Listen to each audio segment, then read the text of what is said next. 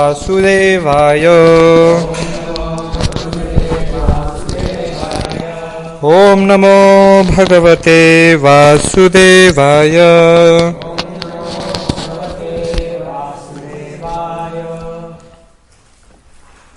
We are reading from Srimad Bhagavatam.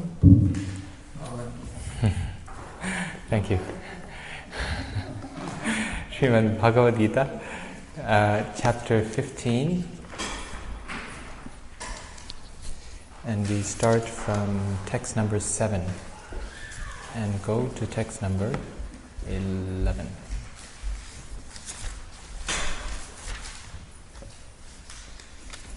Okay, 7 to 11.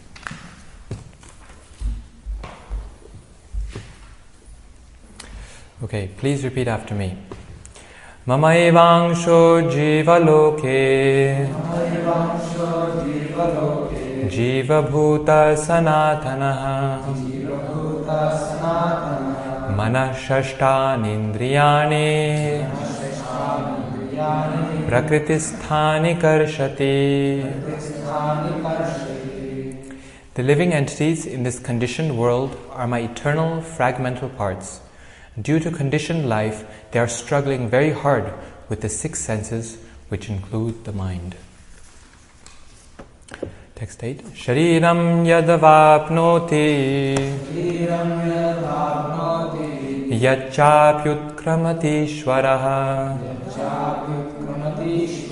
gṛhītvaitāni saṁyāti vāyur gandhān ivāśayāt. The living entity in the material world carries his different conceptions of life from one body to another, as the air carries aromas. Thus he takes one kind of body and again quits it to take another. Śrotram chakshu sparshanam cha rasanam ghranam eva cha adhishthāya manaḥ-ṣaṣṭhānīndriyāṇi vāyur The living entity, thus taking another gross body, obtains a certain type of ear, eye, tongue, nose, and sense of touch, which are grouped about the mind. He thus enjoys a particular set of sense objects. Utkrāmantam sthitam vāpi bhunjanam vā gunānvitam vimūಢānānupashyanti pashyanti jnāna-chakṣuṣah. The foolish cannot understand how a living entity can quit his body, nor can they understand what sort of body he enjoys under the spell of the modes of nature. But one whose eyes are trained in knowledge can see all this. Yatanto yoginaschainam pasyantyaatmanyavasthitam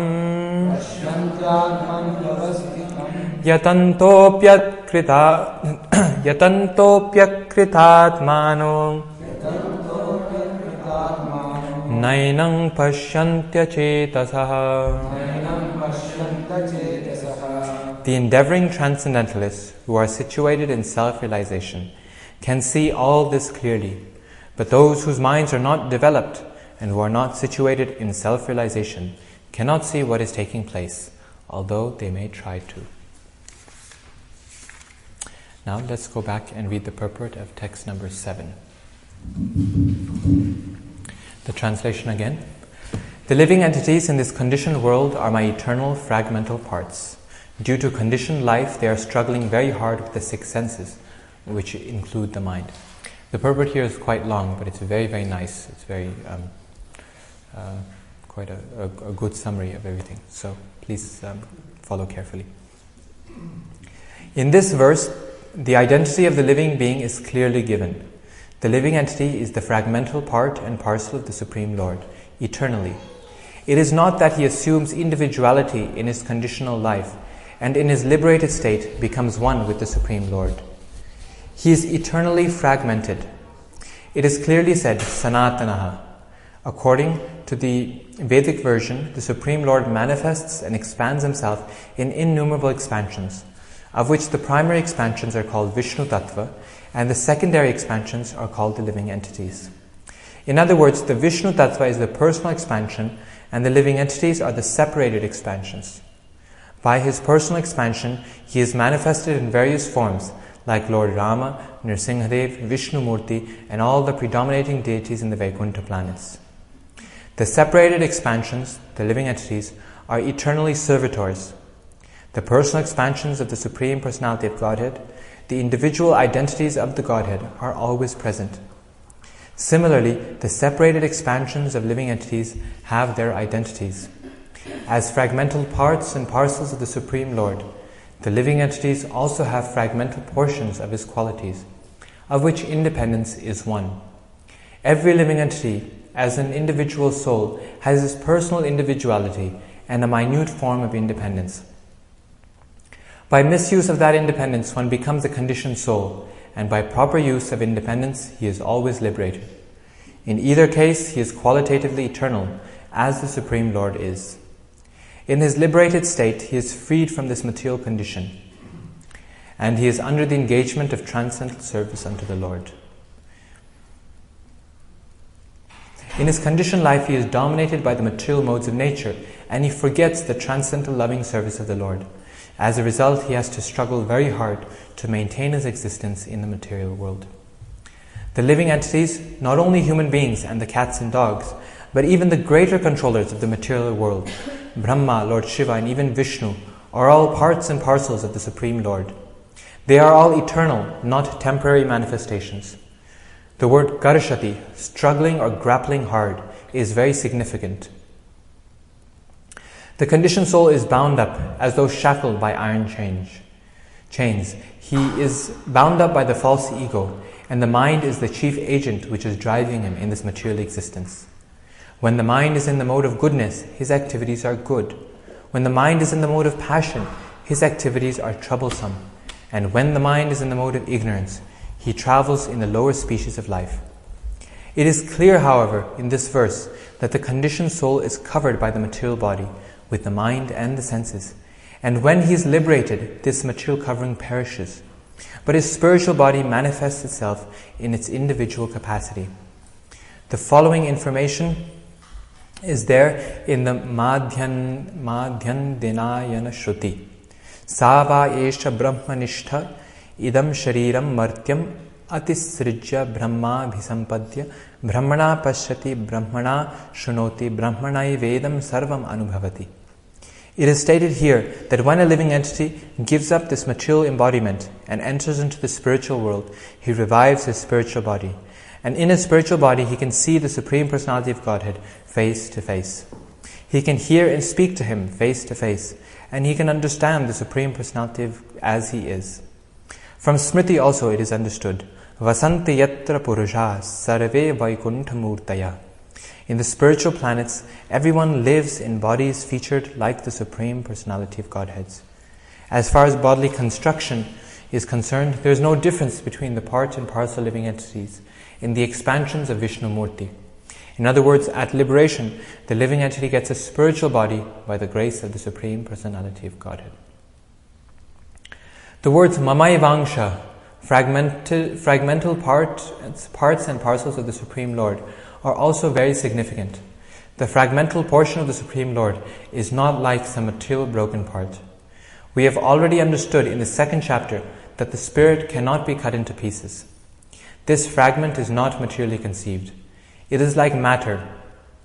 It is not like matter, which can be cut into pieces and joined together again. That conception is not applicable here. Because the Sanskrit word sanātana, eternal, is used. The fragmental portion is eternal. It is also stated in the beginning of the second chapter that in each and every individual body, the fragmental portion of the Supreme Lord is present. Dehinosmin yatha dehe. That fragmental portion, when liberated from the bodily entanglement, revives its original spiritual body in the spiritual sky in a spiritual planet and enjoys association with the Supreme Lord. It is, however, understood here that the living entity, being the fragmental part and parcel of the Supreme Lord, is qualitatively one with the Lord, just as the parts and parcels of gold are also gold. Om Jnana-timirandhasya Jnananjana Shalakaya Chakshurun Militam Jena Tasmai Shri Gurave Namah Mukam Karoti Vachalam Pangum Langhayati Girim Yat Kripatamaham Vande Shri Gurum Dinataranam Paramananda Madhavam Shri Chaitanya Ishwaram. So I get this distinct feeling or sensation that there's someone sitting behind me. Is that correct? Yes. My humble request, if everyone can sit in front of you, it's easier to communicate with eye contact. Sorry. Thank you. Okay, so this is a very impressive purport by Srila Prabhupada. Just a quick review. We were saying how in this chapter, Krishna describes all three of his energies, the spiritual, material, and marginal energies. And then he places himself, the Supreme Person, Purushottama, above all three, as the original Supreme Personality of Godhead. So in today's class, we've covered all the verses relating to the Lord's marginal energy.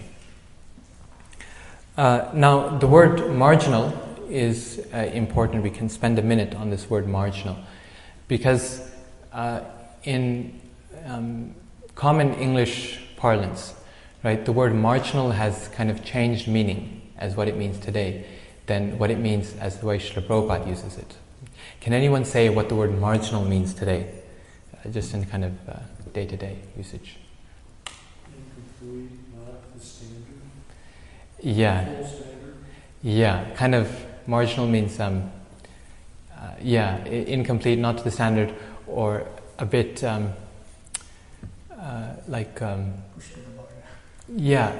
just not so consequential, not so central, right? It's so you can see it's the reason this meaning is there is because it comes from the word margin. Just like on a page you have the margin, right? So the margin is on the edge, and it's on the edge means it's not of so much consequence. It's not so important. It's just like you have in books, you have marginalia, or in manuscripts, which is some authors, some scribes transcribing something, and then he has some thought and he writes it off to the side. Right? So it's something kind of minor that you that's not of so much consequence, right? It's marginal. That's not the meaning of the word marginal here when we say the marginal potency. Rather, it goes back to an older meaning in which the word margin means the line or the border between two things. So the margin on a piece of paper is the border between the part you have the text, right, and the edge of the page. So that's the margin, or the part you don't write on. So it's a border, it's a line. And the marginal energy is that energy of the Lord which sits on the border, sits on the line. So you can say it's kind of like a borderline energy. But then again, the word borderline also is taken on as not so bad as marginal, but it's taken on some kind of alternate meaning in English. Just kind of not quite correct. It's borderline. Meridian. Meridian. Yes, meridian. Yeah. Meridian. That's good. So it's in Sanskrit tatastha means it's on tata means the bank. So if in English we had a word that meant sitting on the bank, standing on the bank, on the verge, on the bank, that would be more correct. So on the bank of river. And what's the quality of the bank or the shore? What's the main? What kind of defines the bank of the river or the shore of the ocean? What do you call the shore? Would you call Idaho the shore of the Pacific Ocean? No. Why not? Or would you call the I don't know. No. Well, what do you call the shore? What does the shore mean? What defines the shore? How much is the shore? Well, it is sometimes water and sometimes Exactly. Good. Is that piece of land which is sometimes dry and sometimes underwater. That's called the shore. That's the bank. Right? So Boise cannot be part, although it's on one side of the ocean, you can't call it the shore or the extended shore, because there's no possibility whatsoever that will be overcome by Pacific Ocean water. The shore is that much, the waves come up, and then they go back. They come up, that's the shore. The tide rises, so that much you can call the shore, or the tide subsides. So we're tatastha, which means we're on the shore. And what that means is, like the land on the shore, we're sometimes covered and sometimes uncovered. Covered by what? Sometimes we're overcome by the Lord's material energy, and sometimes we're on dry land, and we're in the Lord's spiritual energy. So that's our nature, going in and out.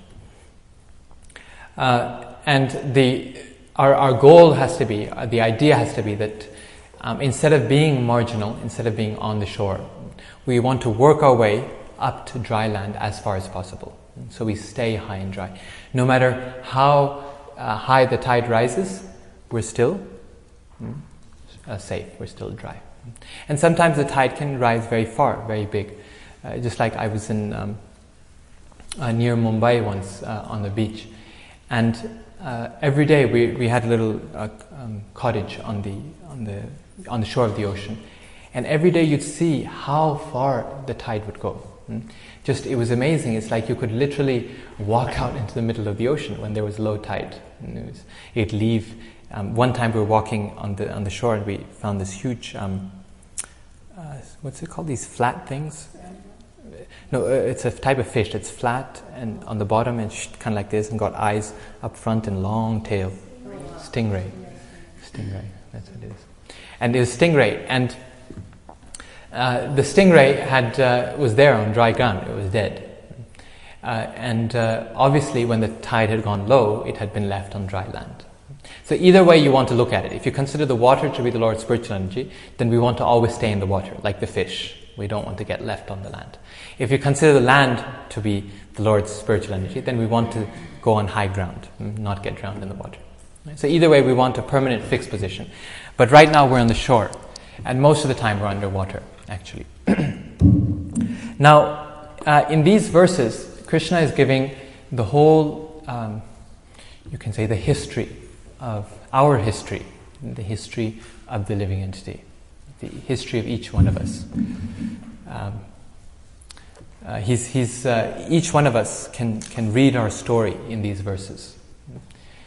And Srila Prabhupada, in this purport, very, very beautiful, nice purport, he goes over this whole history, where we started, where we are, and where we want to go. So here it is in brief. Okay, once upon a time, we were up there in the spiritual world with Krishna in the kingdom of God. And everything was wonderful, everything was beautiful. And we read last time, Natad bhāsete suryo na shashanko na pavaka yat gatva na nivartante tad dhama param. It's a place of permanence, of illumination. You don't need the sun there, the moon, the stars, or electricity, or fire. All these things are self-brilliant. And there's a land full of loving relationships between the Lord and His devotees. Always full of bliss and happiness, Sat-chit and Ananda, eternity, knowledge and bliss. In this perfect situation, just because we are creatures who like to walk the shore, you can say, somehow or other we developed this sense of independence, of wanting to enjoy separately from the Lord, of wanting to take the position of the Lord for ourselves. Why should Krishna get to be the center of everyone's attention? Why do all the mothers of Vrindavan, why are they completely overcome with love for Krishna? Why does Krishna get to enjoy all the gopis? Why does he get to dance in the rasa dance? Why can't I be in the center of the rasa dance? Why can't I steal butter like Krishna does? So we get the sense of, I want Krishna's position. And as soon as we get that desire, the slightest flickering of desire, we lose our position in the spiritual world. because the spiritual world is not suitable for anyone who has a rebellious tendency. And Krishna, not out of anger or some kind of a hatred for us or whatever, just out of his compassion, actually, out of his kindness, he arranges things so that we can fulfill our desires. We can forget our natural position as the Lord's servitors, jīveda swarupoye krishneta nityadas, forget that we're meant to be servants of Krishna, and instead imagine or play like we ourselves are Krishna, like we're the masters. So at that point, we fall down to this material world. Or, as Hanuman Swami would say, we jump down to the material world. There's an important difference between falling and jumping. Right? Falling kind of implies that you were pushed or something and you kind of accidentally tumbled. And you're, kind of screaming on the way down. Jumping indicates that you want to go. You dive. Right? You dive into that. So it's a big difference, right? If you fall into the deep end of the pool, that's one experience. But if you dive into the deep end of the pool, that's another experience. So we've jumped to this material world rather than fall. We know that you cannot fall from the spiritual world in the sense that no one accidentally kind of tumbles down. Krishna says, "Yad gatva na nivartante tadhama paramam." One who goes yad gatva na nivartante, he doesn't come back. Right? So there's no question of accident or slipping. Rather, we use our free will and we say, "Okay, I want to come down." So Krishna says, "Okay, there you go. There's the place for you. Look there." And we jump away from the spiritual world. As soon as we jump from the spiritual world, in order to fulfill our desires, a transformation takes place. Namely, that we all have an eternal spiritual body full of having transcendental senses, senses that are able to perceive transcendental things, spiritual things, and that never decay, that are sharp and always fresh, awake. But these senses and these spiritual bodies no good in the material world where we want to enjoy. So as soon as we jump from the spiritual world to the material, what happens? Immediately everything is covered, clamped. It's as if someone were to come to you and put a blindfold on your eyes, put earplugs in our ears, put a gag in our mouth, completely cover our skin with a straitjacket. Right? Everything is plugged up. When we come to this material world, all our spiritual senses are dull, they're covered. And what are we given instead? We're given a set of goggles, this virtual reality. You get this, and you wear special gloves. There's sensors and connections and everything. And you're placed in this whole world of virtual reality, which is all, you can say, computer generated. It's real in the sense that we experience it, but unreal in the sense that there's nothing actually there. We talked about this at length in the last 2 classes. So we get this whole reflection reality, this whole virtual reality. Maya is a virtual reality. Everything's we're in a and we're moving about in this material world, and we're thinking, we're feeling things, and holding on to things, and experiencing, tasting things. But for someone who's not plugged up like we are, they look at us and we look incredibly stupid. It's like if you see someone in a virtual reality box, they look stupid. Yeah? It's like, what's the guy doing? Because he's in his own world, his own illusory world. Everything's closed, everything's plugged up. And rather his senses are all substituted, they're circuited differently to be able to enjoy this material world. Now, when we first come into this material world, we have this desire to enjoy, but we still maintain some of our spiritual consciousness, our elevated consciousness. We're in the mode of goodness. But as the more time we spend here, in life after life, we become more and more and more covered over.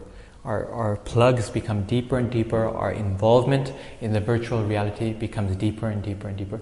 And we forget more and more and more of the reality we came from. So the soul becomes more and more involved in this new reality.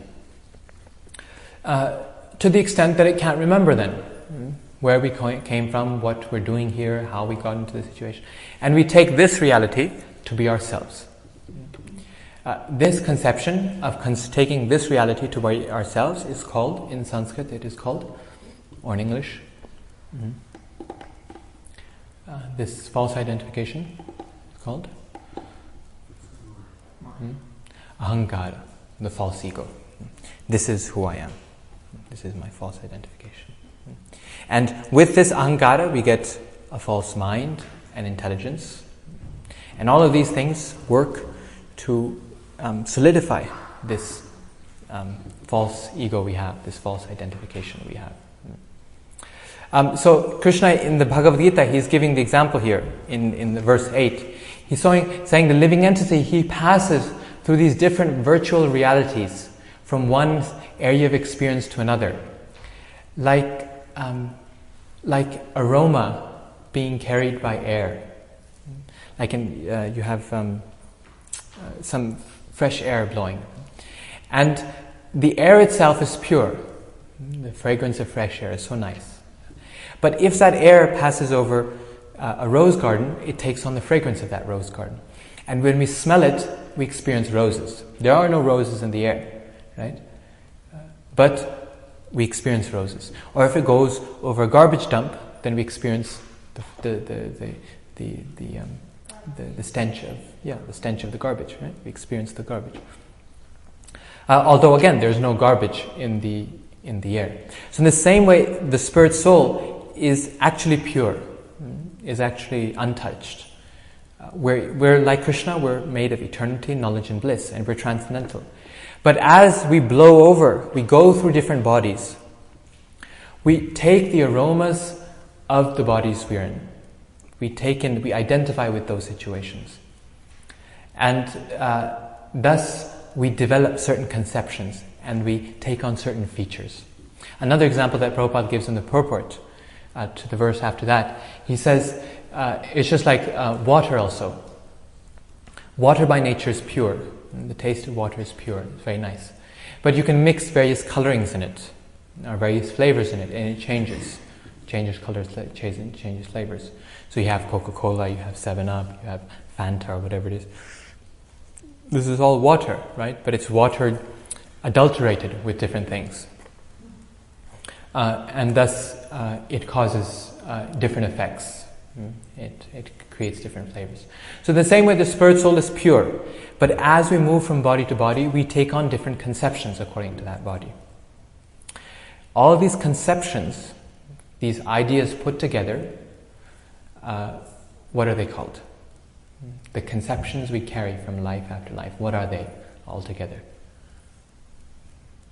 We said our identification with our situation around us is the false ego, ahankara. What is the conceptions that we gain from this? Yes, but altogether, that whole corpus of conceptions is the intelligence and the mind and that's it. Intelligence, mind, and then the false ego, which we said earlier. Right? These three things are called the subtle body, the sukshma sharīra. And they are the aromas that Krishna is talking about here, that the living entity gathers. So the living entity is like the air. Our subtle body is the aromas. Right? The aroma is not referring to the physical situation we're in, because we don't carry that from life to life. We leave it behind, right? But what we carry with us is the aromas. And depending on the type of conception, type of subtle body we create, according to that, we get a material body, a physical body.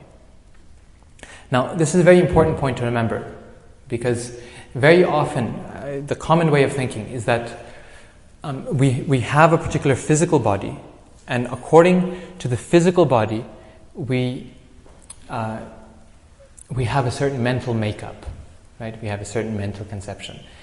Just like if I'm young, right? Then because my body is young, therefore I have a certain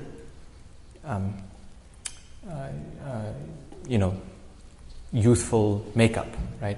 Or if there's a dog here, right? Because he's got 4 legs and a powerful sense of smell and sharp ears, a good sense of sound. Therefore, he's behaving like a dog. He's got the mindset of a dog. So normally we deduce the subtle body from the gross body. We think that the subtle body is a product of the gross body. Because he's got this body, therefore he behaves in such a way. Therefore he thinks in such a way. What Krishna is saying here, that it's actually the opposite. It's the subtle body that is primary, that is most important. And the subtle body creates or leads the spirit soul to a physical body according to it. So the subtle body basically produces the physical body.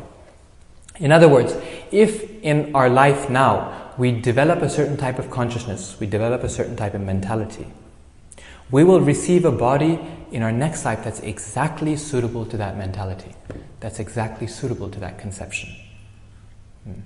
So we spend our lives behaving like animals, then in our next life we will receive the body of an animal. So the type of conception we develop, the subtle body, that will lead us to a type of physical body. So in that sense, the subtle body is more important, it's more substantial than the gross physical shell we're in. Right? Now, this subtle body, it undergoes a lot in this material world. Krishna is saying in the 7th verse, he's saying, mamaivāṁśo jīva-loke jīva-bhūtaḥ sanātanaḥ manaḥ-ṣaṣṭhānīndriyāṇi prakṛti-sthāni karṣati. That the subtle body, like I said, mind, intelligence, ego, and the mind is actually the resting place of the senses. So once again, we think of the senses as these things, right? The eyes, the ears, the nose, the skin. We think this is the senses. But these are only the what do you say? The receptors. Receptors of the senses. The senses are actually subtle, and they are residing in where? The mind. The mind is the repository of the senses. So Krishna is saying that the living entity, life after life, is going through different bodies, taking a subtle body with him. And everywhere he's struggling with the 6 senses, including the mind. Prakṛti-sthāni karṣati. The word karṣati means a hard struggle. The living entity is really fighting with these senses and with this mind and this intelligence it has. Why fighting? Why struggling? When we come down to this material world, we have to experience so much suffering, so much pain, so much difficulty, that our subtle body is constantly struggling with the things we're encountering. And this whole struggle of material existence is what forms our subtle body. It molds our subtle body into a particular shape, into a form, that then leads us to our next situation.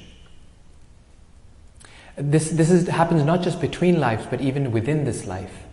The experiences we have mold our subtle body, our mind, our intelligence, into a particular personality, into a particular type of behavior, into a particular intelligence, which leads us to be attracted by certain situations, to perform certain activities, and to enter certain atmospheres, certain situations. Our struggle in this material world is so great that if one were to somehow be able to see someone's physical, subtle body in a 3-dimensional form, take a picture of it, you know what it would come out like looking? It'd be very, very grotesque looking. Very grotesque. If we were able to see, like we can see our physical body, say you could take a picture of our subtle body and somehow translate they have sensors and stuff. They can make heat maps of different parts of the world in areas of region of heat, and you can kind of 3-dimensional. So if you were able to make a map of the mind, the intelligence, kind of put it in a 3-dimensional form, it'd be very, very grotesque looking. Because the living entity, in all its different lifetimes, in its subtle body, has been through so much struggle, so much suffering, that practically everyone in this material world is a mental case. Everyone. This material world is, Prabhupada says, a madhouse. It's a madhouse. And you can just go to anyone on the street. Randomly you can select anyone who's been around for a few years. Any person you approach in this material world, everyone has been through some kind of traumatic experience in their life. Just in this one life. You ask someone what they've been through. Tell me all you've been through in life. And you get a list that never ends. For someone's been homeless, had nothing to eat, right? I used to be on the street, I've been through so much, right? Someone's been jobless for months and months and months, couldn't do anything. Someone's seen someone very close to them, a loved one, die, right? And the trauma that causes. Someone's been put through a torture situation, or been through prison, or someone's been abused, or everyone. There's like some kind of a statistic that in the United States, what was it? 1 in 3 people or something has some kind of a mental illness, something like that. Yeah, the 50% of people. But that's the case with the whole material world. In some sense, you can argue that that's just because we've become so good at classifying different types of nerdity or neuroses. We've been good at there's all sorts of neuroses and addictions, right? We've been so there's all sorts of new addictions. The American Psychological Association has recently recognized that there's an addiction to smelling flowers. Someone's addicted to smelling flowers. A new recognition. There's a neurosis in humanity. We've got it. So we've become very good at classifying these things. And the fact is, it's there. It's there. Everyone is a mental case. Why? Because we've been struggling life after life after life. Tell anyone and to describe their life experience, it'll be full with traumatic events. And if not, it means they haven't been around long enough. Now, that's just one life. Take that kind of experience. Take what you think are forming experiences in your life and multiply that by thousands and millions of lifetimes. And you can just imagine how grotesque our subtle body is. What it's been through, what it looks like. It's completely beat up. It's completely beat up. Just think, if you were suppose able to look at the subtle body of a dog, for example, see the subtle body. The spirit soul is the same, right? It's only the subtle body that's different, and it's the subtle body that gives him the physical body of a dog. So imagine if you were able to see a subtle body of a dog. What would it look like, this subtle body? If you were able to make a picture of it. That dog, the subtle body of the dog, would probably have a huge nose, because all the senses of the dog, all the subtle body of the dog is focused on the nose and on the ears, right? So to have huge nose, huge ears, and very small eyes, right? Yes. And it would have, I don't know how you would display these things, right? But it'd have an irritation at people coming near it and threatening its property. A real sense of paranoia and protectiveness. This tendency to bark and to protect. At the same time, it would have a lot of loyalty, a lot of fidelity. These two qualities, protectiveness and loyalty, fidelity. These qualities would go well together. And you can just think, what this shape would look like of the dog. And each one of us, we can make a picture of ourselves. This would be some kind of a therapeutic process. It's a healing process. Or it could further your neurosis. Yeah, or it could further, exactly. Well, exactly, it could further your neurosis. This is why Krishna, he does us the big favor of allowing us to forget what we've been through in our previous lives. Because if we were able to dredge all of that up, through past life remembrances, hypnosis, and like that, the stuff we would come up with would be so traumatic that we wouldn't be able to live this life. As it is, for so many people, the experiences of only this life make it difficult to continue living. Right? What to speak of dredging up the experiences of previous lives? It'd be so difficult to live. So we can do that in some private time. No one's looking. Make a picture of our subtle body. What do we focus on? What are our represent things? And we see, I'm actually grotesque. This material body I have is horrible. It's packaged somehow in a nice frame. Basically nice frame. But what's inside? It's all twisted. The consciousness is quite dated now. When psychology would show the brain, it would show how much of the brain is donated to the teeth, to the ears, to the eyes, and the gṛhītvaitāni. It actually showed that in this diagram from the brain. So there's a very good thing, right? You can map the body, the subtle body, according to the mind. So if you made a picture of yourself based on how much of your mind or brain, we don't know about the mind, but how much of the brain is dedicated to that, right? So we've got most of our brain's functions dedicated to the eyes or whatever. So you made it according to that. We'd come out looking like a cartoon character, right? Anyway, so this is what we are basically. We're cartoon characters in this material world.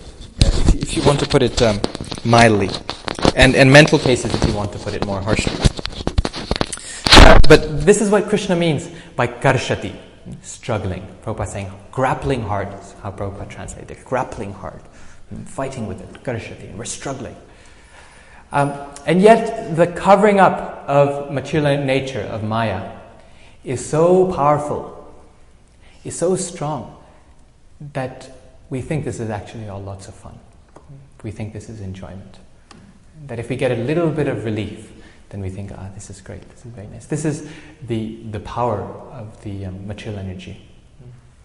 Just like we were discussing at the prison last Saturday. The material energy, it has two functions. The avaranatmaka potency, the covering potency, and the vikshepatmaka, the kicking potency. And it uses these two potencies very intelligently, she does, to make sure that the living entity never gets out of this prison. That we continue our struggle for existence. When we get frustrated with this struggle and we think, I've been through too much, let's go back to Godhead. Then she covers us up. She gives us something very nice. Says, look, this material, it's a beautiful place. And did you notice the beautiful wild flowers outside, the sunlight? Who needs God? Life is wonderful, life is great. You don't need God for anything. You think, actually it's not so bad. God can be postponed another few years when I'm older. And then when we start getting too comfortable and start enjoying, and then she says, he's having so much fun, I don't like this. And she gives us a hard kick. And we go flying, and crash, another trauma to go for the subtle body. And we think, oh my God, this is too... Concussion, yeah. For Richard. Richard knows all about this, the kicks of Maya. And what happens when you go flying. You get concussions. It takes us time to recover from these concussions. And we think, oh my God, the material world's a terrible place. Let's find a better place. Let's turn to God. Just before we're trying to do that, she covers up again. And you find this happening so many times, right? So often. That this is the nature of the material world, that everyone finds a way to become comfortable and happy in the situation they're in. We all, you can look at the worst situation in this material world. And if you stay in it some time, you begin to take that as the norm. You begin to take, this is the way, life, not so bad. And you start finding places for enjoyment. This is good in the sense that this is Krishna has given us a means of survival in this world. That we're able to kind of make pockets of enjoyment everywhere we go, even in the worst of circumstances. But at the same time, it's not good, because it allows us to become complacent in the material world and not endeavor to get out.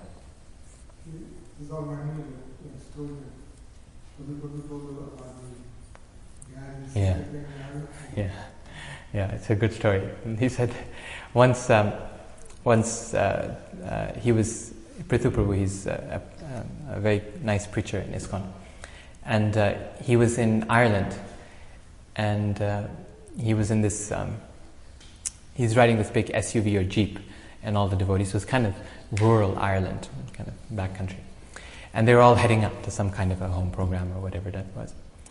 And as they went, now Ireland was, especially at that time, it was very, people hadn't seen Hare Krishnas before, or Hindus or foreign people at all. It's kind of, just seeing someone black was shocking, amazing.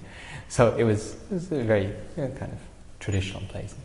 So anyhow, he was going through as they were driving, they had to cross a kind of a ditch, a pit area, which was a sewage line had broken there. And the whole place was kind of filled with dirty water, with sewage. And it had kind of spilled onto the road, and they had to drive through it. And as it happens, there were some workers there working, trying to fix it.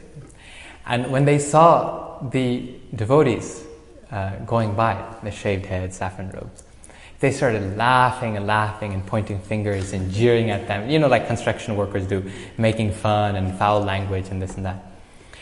And instead of getting angry, Prabhu he just laughing, and the devotees were in the van laughing, because he said, look at the situation, look at the irony here. Here we're driving in a wonderful SUV, just king of the road. And here these people are halfway, up to their waists, up to their necks, practically, in sewage, And they're laughing at us. Who's laughing at whom, right? Who's making fun of whom? Who's laughable, right? The person up to his neck in sewage, or the devotees who are clean, shaven-headed, blissful, bright-looking? Who's actually laughing, right? So this is the nature of the material world. Even if we're up to our necks in sewage, right, we still find reason to laugh at others, to think our situation. Laughing at others, what does that mean? It means you think your situation very good. You think of your situation as superior, and somehow very acceptable. So even if we up to our necks in sewage, we still think, I'm very happy in this material world. Everything's fine. And you see this, right? The worms, the creatures in garbage, the worms that live in sewage, they don't have a problem with their existence. They don't think they don't pity themselves. They don't think, how terrible it is. They're very happy. They're blissful. The dog who's eating a roadkill, he's got a feast. He's happy about that. We may think that's detestable, but not the dog. Everyone finds a way to be happy in the material world. This is what Krishna is saying in verse 9. The living entity, thus taking another gross body, obtains a certain type of eye, ear, tongue, nose, and sense of touch, which are grouped about the mind. He thus enjoys a particular set of sense objects. So every living entity, we cultivate, according to our consciousness, we create a certain type of subtle body and a certain type of senses. And then we condition ourselves so that when we go into a particular body, we're ready for it. We can actually enjoy those sense objects. So if someone were to say, here, take this, whatever it is, take this roadkill or take this sewage, now enjoy it. We'd go, it's horrible. Why? Is it because these things are not enjoyable? No, they are enjoyable. Just look at those living entities that live in them. They find it very enjoyable. They are enjoyable. It's our senses are not conditioned to enjoy those sense objects. We don't see them as sense objects. We see them as detestable things. On the other hand, if someone gives us gulab jamuns and halwa and things like that, right, we think, this is very nice. This is sense object suitable to us, right? But you throw the same halwa in front of a pig, and he won't like it. What's this junk you've given me? His senses are not suitable to those sense objects. It's like the English saying, throwing pearls before swine. The pearls are not a sense object. His senses are not conditioned to able to appreciate that, to enjoy that sense object. We are. Right? So in the course of our life, by going through various experiences, by developing a particular type of consciousness, we condition our intelligence, our subtle body, and our senses in a particular way so that we're creating our next life. We're literally, if you look at your subtle body, we can see exactly what we're going to get in our next life. In other words, we can have the body of a human being, but by the end of our life have created ourselves the subtle body of a dog. So that then it becomes very natural for the spirit soul to enter into the womb of a dog at the end of life. In other words, this is what Prabhupada says is animals in human form. What does that mean?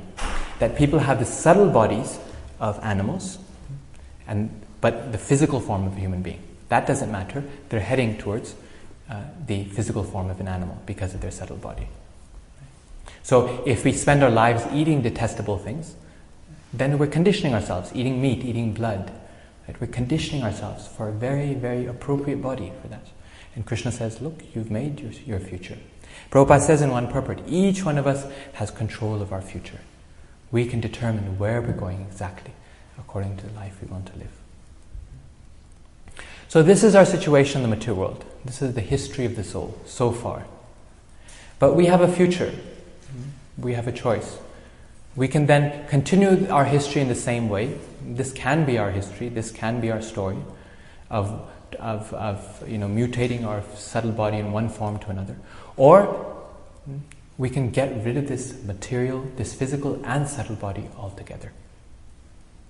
Release the soul. It's like releasing a bird from a cage. It can fly up free. We can do that. This subtle body is like a lead weight on the spirit soul that's dragging it down to this material world. We can get rid of it, free it completely. The spiritual sound vibration, the chanting of the holy name, is so powerful that it's able to cut through. It's the only thing that can cut through these layers and layers of subtle body that we've been collecting over lifetimes. And cut right through it and hit the soul and wake it up and say, where are you? It's the only thing that can communicate to us through the plugs that we were talking about earlier, through the ear plugs, through the blindfold, through the mouth gag, through the virtual reality. It can cut through all of that. It can enter our virtual reality, cut through it, and hit us directly and say, do you remember where you are? Do you remember where you came from? Have you forgotten that you're living in a virtual reality? Have you forgotten your original reality? The spiritual sound vibration. Spiritual sound vibration means this transcendental knowledge coming from the Lord Himself. And most specifically, the holy name of the Lord is so powerful that it's the only thing that can shatter our misconceptions, that can destroy this subtle body once and for all. So, Nama Chintamani Krishna's Chaitanya Rasa Vigraha Purna Shuddho Nitya Mukto Bhinnatvad Nama Namina. Nama Chintamani Krishna's. The holy name of the Lord is like touchstone. It's completely pure and eternally liberated. And it's able to cut through our material conceptions. Why? Because abhinnatvat nama namina. Because there's no difference between the name and the person who is the holder of the name. Namely, there's no difference between Krishna and His holy name. In other words, Krishna is the only one. He's outside the system, you see.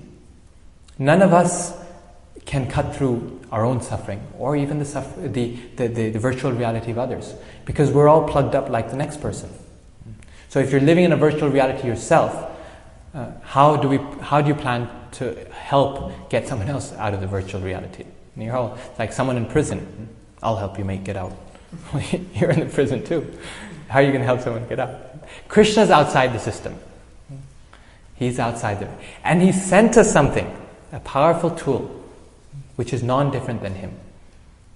This is coming directly from the spiritual world. Golokera premadhana harinama sankirtana. This holy name of the Lord is descended directly from the spiritual world. And therefore it's also outside the system. It's not a material sound vibration. The name of the Lord can pierce through this subtle body we've had and relieve us. Once we're relieved, what happens? Sometimes people are afraid, oh my God, I'm free of the subtle body, which means I'm free of the mind, I'm free of the intelligence, I'm free of the ego. What does that mean? I'm free of the mind? Does it mean that I'll become mindless? When I become spiritually enlightened? I lack any intelligence? Brainless? Is that spiritual reality? People are afraid. What is this? What do you mean? Actually, someone asked me this. I forget where it was, in what class this was. But someone actually asked me this. He said, "Oh no, it was in a class I was with Prabhupad, and someone asked him this question. He said, isn't that frightening to get rid of your subtle body? Then you become mindless and you become brainless?" No, it's not frightening. Because just under this covering, it's like someone in this virtual reality say, "But isn't it frightening if you take these goggles off? I won't be able to see anything, I won't be able to hear anything." Of course you'll be able to see, of course you'll be able to hear. Because just below this subtle body, we've got our own senses, our own original senses. We've got our pure mind, our pure intelligence, our spiritual senses that don't decay, that don't get old, that aren't faulty, that don't fail sometimes and work other times, that are able to perceive spiritual reality. These are all there waiting for us. They're just plugged up. So it's not like we go down to nothing. And this is the important point that's Prabhupada's making in the purport to verse 7. This is the difference between us and the impersonalists. We say underneath this virtual reality, there's an original reality. We've got our own senses, we've got our mind, our intelligence, by which we can engage in transcendental activities, spiritual activities, which are full of joy, which are full of bliss. It's not that you peel away the mind and you become mindless. There's nothing there. So where does we get those from? I mean, soul itself doesn't have senses. Yes, it does. So then why do we say soul is made of Satchitananda? Like we say the body is made of the 5 gross elements and the 3 subtle elements. That's what your body is. Yeah. When we describe soul, we just say Satchitananda. We never say 3 these features and 5 senses. Right. So good, very good question. Very good. So just like we say, the body is made of 5 elements, right? So you say, what is your nose made of? It's made of the 5 elements. What's your ears made of? The 5 elements. So we have 5 senses, but they're all made of the 5 elements. In the same way, when we have a spiritual body, that's Satchidananda. Sat, Chidananda are the 3 ingredients of which everything is made. Just like in the mature world, everything is made of earth, water, fire, air, and ether. 5 ingredients. In the spiritual world, everything is made of Sat, Chit, and Ananda. Eternity, knowledge, and bliss. 3 ingredients.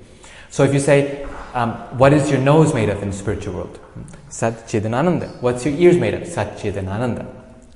Now you can say, well, what does that mean? What does it mean to have a nose made of eternity? Or knowledge and bliss? Right? What does that mean? But of course it means nothing to us because we're out of touch with that reality. We've forgotten it. It's like if you talk to someone in the spiritual world and say, oh, they have bodies made of earth, water, fire, and air, and ether. They say, what does that mean? Nose made of earth. What does that mean?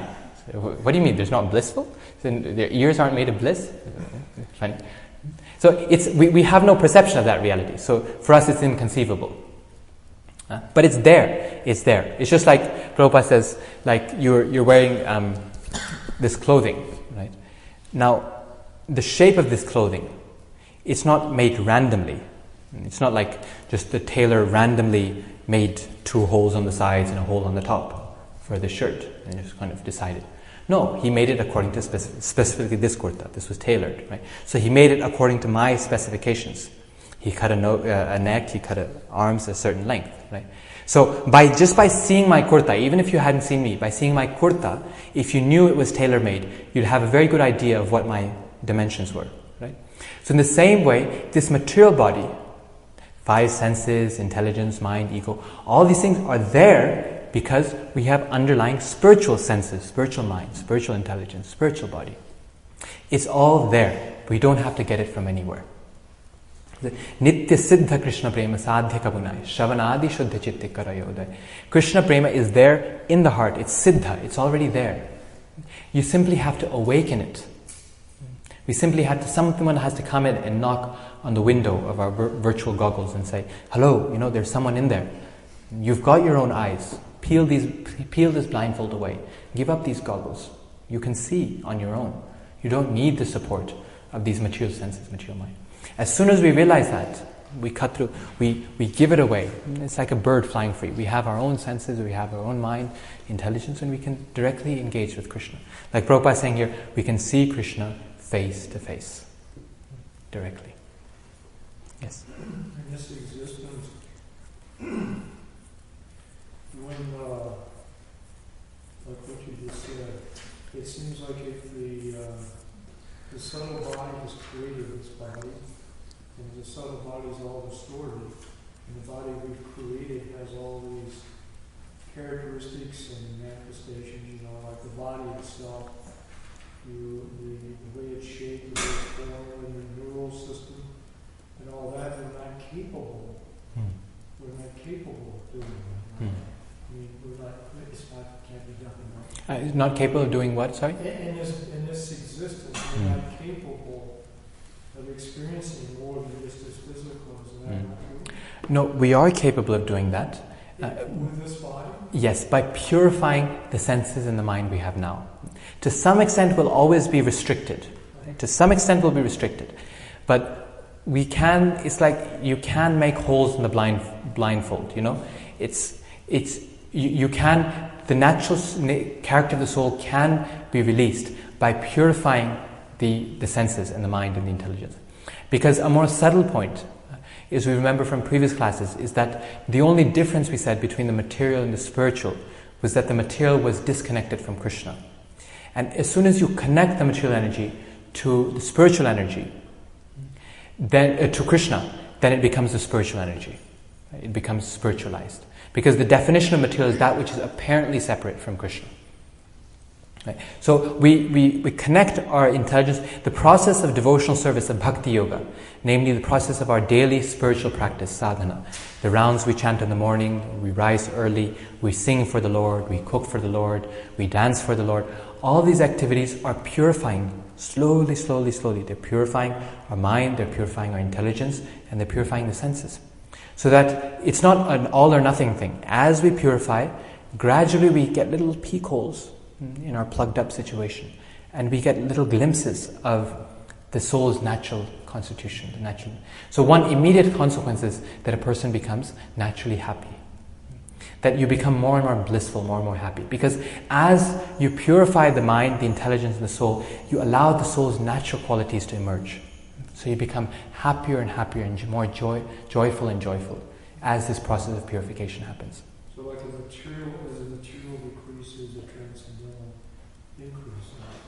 Yes. So always limitations of the physical, like the sympathetic and parasympathetic nervous system and all that, it becomes transformed. Yes. Is that what this is? Yes, exactly. It's a transformation process. That's precisely what it is. That's the process of sadhana. It's like the example given in the scriptures is like in alchemy. You can transform bell metal into gold by a certain process of purification, of changing.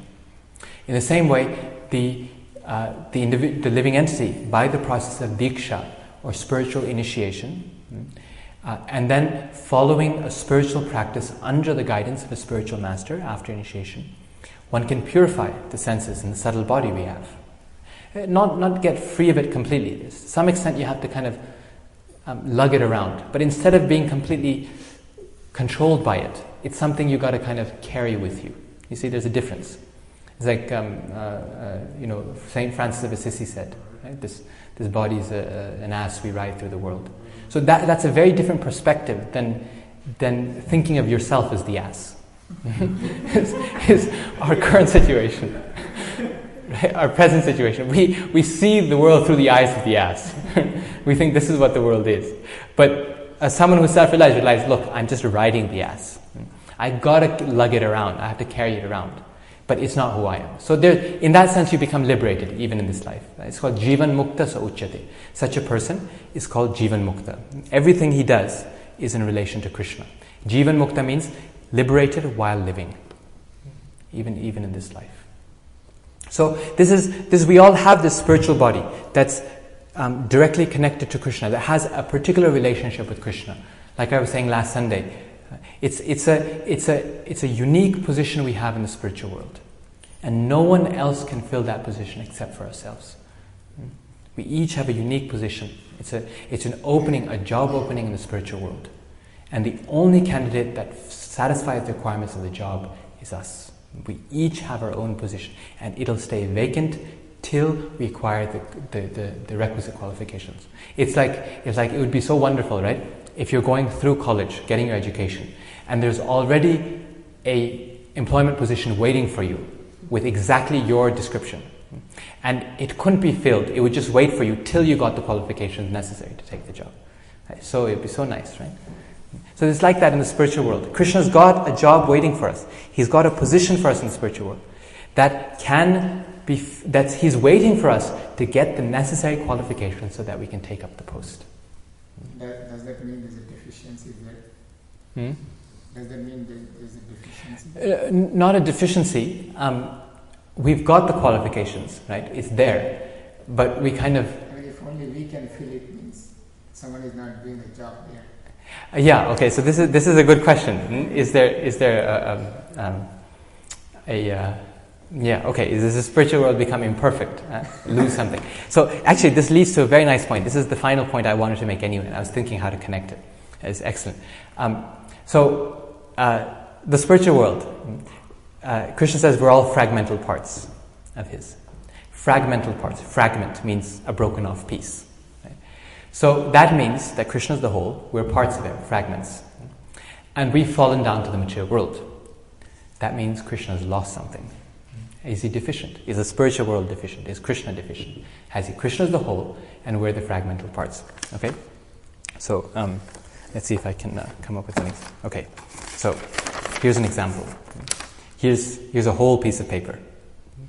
And then, from this, we make some fragmental parts. Like that.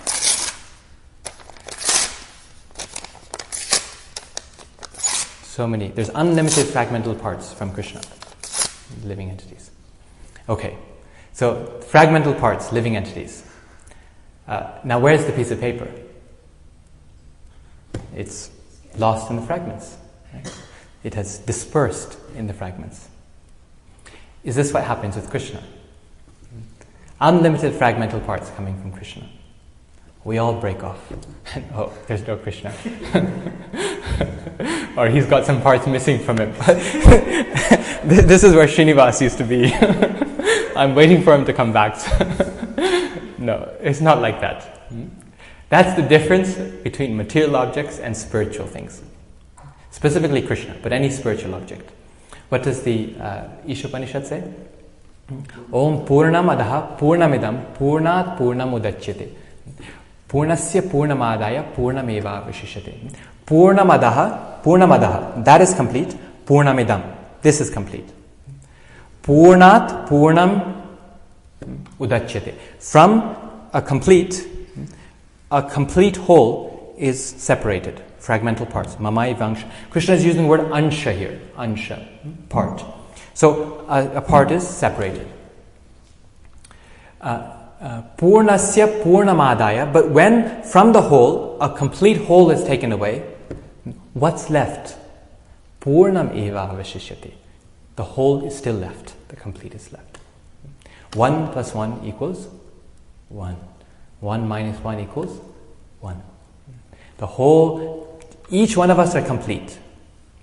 We're fragments, but we're complete. And Krishna, when he loses these fragments, he loses nothing, in that he's still complete. And yet he still loses something. Namely, he loses the relationship, not loses, is temporarily on hold, the relationship he has with us. That's forgotten. So what he's looking for, again, is that relationship. That's what we can't fill. But otherwise, Krishna is fully perfect. He has nothing to be lost. So this is why Krishna is saying, mamaivāṁśo jīva-loke jīva-bhūtaḥ sanātanaḥ. The living entity, the fragmental part, is sanātana. He's eternal. In other words, it's not that we break off and then at some point we merge again, and then Krishna is whole, relief. No. We eternally separated. This is again against the impersonalist viewpoint. That we're eternally separate, distinct, individual parts of this whole. At no point do we, it's like the impersonalists, they give this analogy. You have water, a whole pool of water. And a certain section of the water, say you have a river or something, a certain section of the river might become frozen. So it takes on individuality, it takes on shape. But as soon as you break the ice, or the sun rises and it melts, you realize you're all actually one. that individuality. In other words, like you have a glass of water and you have ice cubes floating in it. So it looks like the ice cubes are individual, right? But when the water heats up, the ice melts and you realize it's all one. Krishna is saying it's not like that. We're ice cubes in the water forever. We never melt. The ice cubes stay. We're in the water. We are water. Ice cubes are made of the same thing as the water. But we don't melt at any point. We maintain jīva-bhūtaḥ sanātanaḥ. He said we're eternal. Sorry. He said this earlier in Bhagavad-gītā also. Anyone remember? Chapter 2. One of the first things Krishna says to Arjuna. He says, Natvevahang jatunasam natvam neme janadipa nachayeva na bhavishyama sarve vayam ataha param. Never was there a time when I did not exist, nor you, nor all these kings, nor in the future shall any of us cease to be. Meaning, you are as you are, I am as I am, and they're all as they are. We never lose our individuality and become more. All we have to do is re-establish that relationship we've lost. We've all got that unique relationship. It's all there. All we have to do is uncover it. Right now, we're in the body of a man or a woman. Inside that, we're creating another subtle body that may be the subtle body of, say, a demigod or a dog, right? Either way. And then below that subtle body, we have another body, which also could be anything. We could be a cow in the spiritual world. Right? So you can imagine the layers we have. You see? So, human being outside, a mentality of a dog, right? But that person may originally be a cow in the spiritual world. Right? So human, dog, cow. And we have to peel away the human, the dog, come to the original role we have. The servants of Krishna, servants of God. Okay, in the order we received. Rex, and then Aja, and Ian. When you were describing it seems like the manaḥ-ṣaṣṭhānīndriyāṇi are not even good scientists. Because when Krishna was describing it, sounds like a true polygram. So part, when you take it apart, it's still complete. You can tear the picture in all little pieces, but it's still there. Like a hologram. The manaḥ-ṣaṣṭhānīndriyāṇi don't even have the science down. Right, it's like these... Like that ice cube that melt and become one. It's like this, you call them, I forget what you call them in mathematics, you have these shapes or designs in which each part is the same as looks the same as the whole. So like, if you, I forget what you call it, very common in maths, you have like you have a big design, say, right? And any section of the design you take, it'll look like the whole design. So it's kind of like embedded in each other, like that. So it's kind of like that. We're all smart parts. It's part of the whole. And you put us in or you take us out, but the whole maintains its identity. It stays the same. Very good. Excellent. It's like that verse over, is it saying that one point the living entities are the complete whole, so every verse becomes a complete whole? They're coming from the whole, in that the whole is the source, but they're eternally separate. What that means is that there's no point in time, you can say, at which the living entity is cut off. Or there's no point in time at which it kind of comes back. Eternity means eternal in this direction, eternal sanātanaḥ, eternal in both directions, beginningless and endless, both, right? So, in a manner of speaking, yes, we're coming from the Lord. In that, the Lord is our source. We're dependent upon the Lord. The easiest example is that of the sun and the sun rays. You can speak of the sun rays emerging from the sun, coming from the sun, right? But it's not like at some point there's the sun and then no rays, okay? And then at some point you see, wow, the rays are coming now. It doesn't work like that. With the sun, there's always the rays. The rays are eternally present, right? So you can say the rays are coming from the sun, but it's not like there's a point in time in which they separate, they cut off. In the same way, we are eternally there with the Lord. We're eternal like the Lord is. But we're still coming from the Lord, in one sense. And how is the living entity a complete whole? How is the living entity a complete whole? Because we perfectly possess everything we need for we're complete in every way. There's nothing we lack. There's nothing we need to fill. There's nothing we need to gain. We have our senses, we have a mind, intelligence, right? There's nothing you need from the outside. We're full self-standing units. It's like a perfect system. It's like in science they're perpetually trying to create this perpetual motion machine, right? And it never works because no machine is completely self-sufficient. It always, through friction, you lose energy and the machine slows down, right? But we're perpetual motion machines. We're completely perfect in and of ourselves. We've got the energy. As long as we're connected with Krishna, we just keep moving. Yes, the completeness is also defined. It's not absolute, but it's defined in relation with Krishna's service. Yes. I mean, if you are doing this perfectly for Krishna, means you are complete. Yes. I mean, might not mean some other absolute definition of complete. Exactly. Like Krishna. Exactly. Yes, precisely. That very good point. That completeness is defined in relation to the Lord. So in that sense, Srila Prabhupada also says that the material world is also complete and perfect. It's included in this Purnam verse. Yes. It's also one of the complete things coming from the Lord. Because the material world is perfect. It's complete for what it's made for. Right? For its function in relation to the Lord, it's complete, it's perfect. Like a prison house may be complete, it may be perfect. It may not be a nice place to live, but it may function perfectly. It may execute its function perfectly. So we are complete or perfect for serving Krishna. Yes, exactly, for our function in service to Krishna. Ian? Do we get to choose what body we have in the spiritual world? Yes.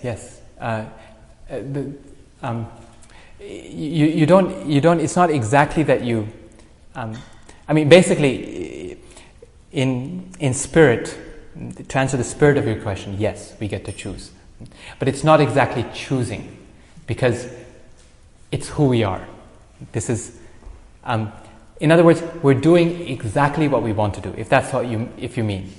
Suppose you say, I want to be a cow in the spiritual world, then you will be a cow.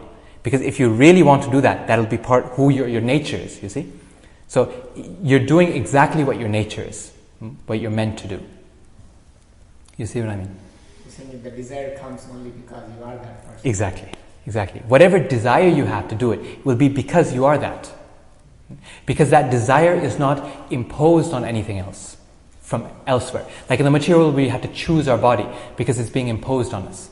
But in the spiritual world, nothing's being imposed. So you desire something, you are that thing. That's who you are. That's the only reason you desire it. So if you want to be a cowherd boy, yes, you are a cowherd boy. Not you will be a cowherd boy. But if you want to be a cowherd boy, you are a cowherd boy. Right? This is who you are. So in the spirit of your question, yes, you do get to choose. But technically it's not a process of choice. It's more a process of discovery of who you already are. Okay, it's 8:30. I think we'll stop there. Thank you very much for your questions. Hare Krishna.